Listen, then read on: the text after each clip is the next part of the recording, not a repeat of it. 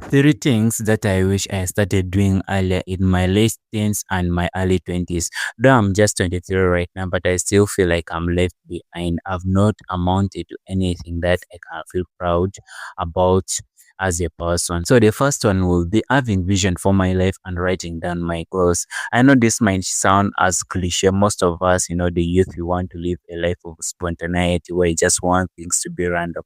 But when you really do those things, I've been there, like you just live and say, I don't want to write anything. I don't want to have any to-do list, weekly plan, monthly or yearly plan. You just find yourself just wandering from one place to another, squandering all the valuable things that you have, your time, your attention, your energy. But when you decide to write down things for yourself and start just being intentional, implementing those things, moving the needle forward, there is this way you start feeling confident about yourself. You look yourself in the mirror at the end of the day and say, wow, I did this. And just shifts everything for your life. Secondly, will just be, learning either through reading books, listening to podcasts, or listening to like-minded people.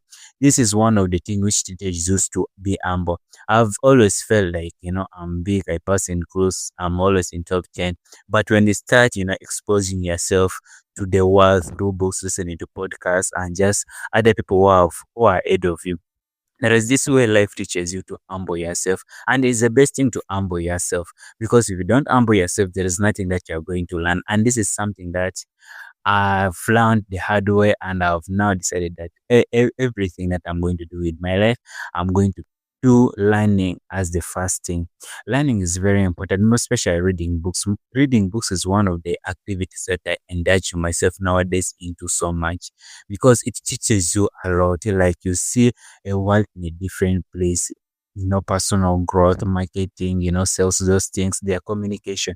When you read books about people who have done things, you just see things and just imagine things which are impossible, but they are possible. Why people took their time, they had goals, they started to do those things, and all their knowledge they just poured it in that book.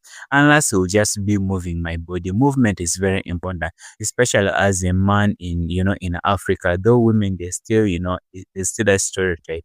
But still, even if you're a man or a woman, working out is that one thing that you have to indulge yourself in.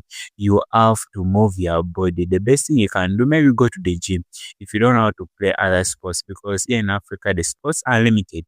So you can indulge yourself in those things and you just see how you're going to be moving forward.